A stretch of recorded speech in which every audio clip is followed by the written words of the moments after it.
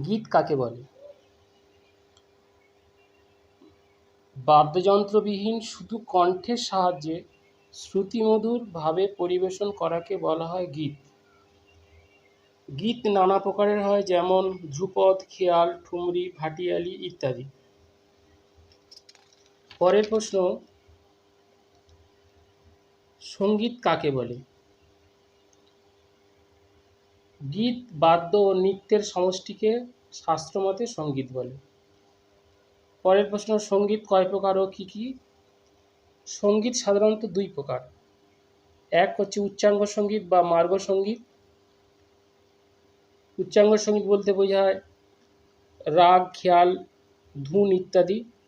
আর একটি হচ্ছে লঘু সঙ্গীত বা দেশীয় সঙ্গীত বা হালকা অঙ্গের গান। এই লঘু সঙ্গীত বলতে বোঝায় আধুনিক পল্লীগীতি, ভাটিয়ালি ইত্যাদি।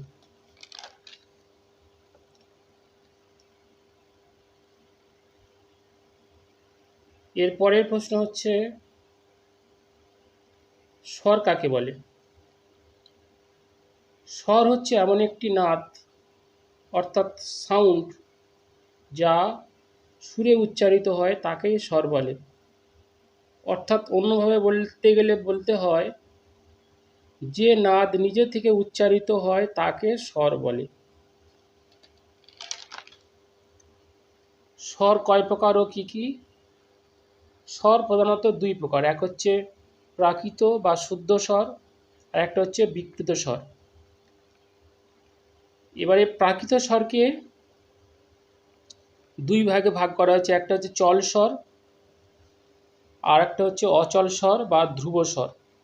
চল স্বর বলতে বোঝায় যে স্বরগুলো চলমান, যেমন রে, গা, মা, ধা, নি।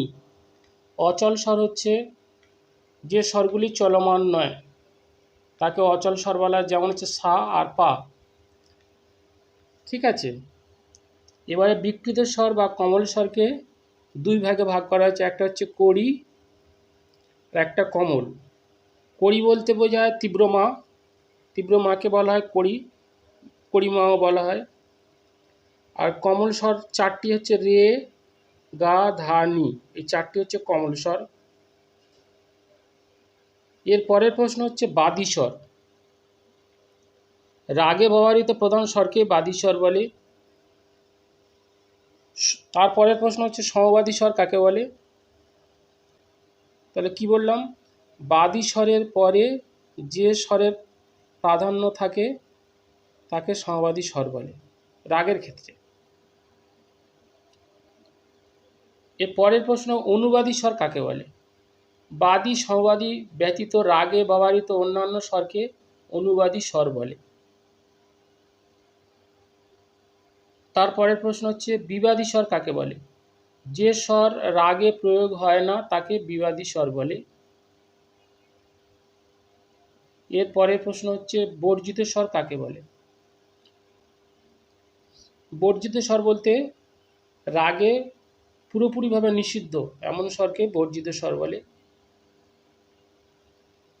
এর পরের প্রশ্ন হচ্ছে পশ্চ স্বর কাকে বলে? কোনো স্বরের সাথে অন্য কোনো স্বরকে ছোট করে ব্যবহার করাকে বলা হয় পশ্চ স্বর।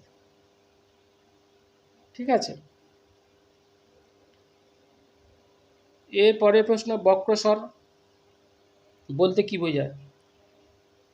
রাগে যে স্বর বক্রভাবে ব্যবহৃত হয় তাকে বক্র স্বর বলে। যেমন দেশ রাগে ধৈবত বা ধা বক্রভাবে ব্যবহার করা হয়। এর পরের প্রশ্ন, হারমোনিয়ামের কয়টি অংশ কি কি? হারমোনিয়ামের তিনটি অংশ। এক, সা থেকে নিচের দিকটিকে বলা হয় উদারা। ঠিক আছে। আর উদারার চিহ্নটা হসন্ত দিয়ে দেখানো হয়। আর সা থেকে মিডিল অক্টেভ অর্থাৎ মাঝের অক্টেভকে বলা হয় মুদারা। এই মুদারার কোনো চিহ্ন নেই, যেমন সা, রে, গা, মা এইগুলোর কোনো চিহ্ন দেওয়া হয় না। আর আপার অক্টেভকে তারা বলা হয়। তাহলে উদারা, মুদারা, তারা, এই সা থেকে উপরের দিকটাকে তারা বলা হয়। এর চিহ্ন হচ্ছে তোমার রেপ, স্বরের উপরে রেপ চিহ্ন দিয়ে প্রকাশ করা হয়। ঠিক আছে।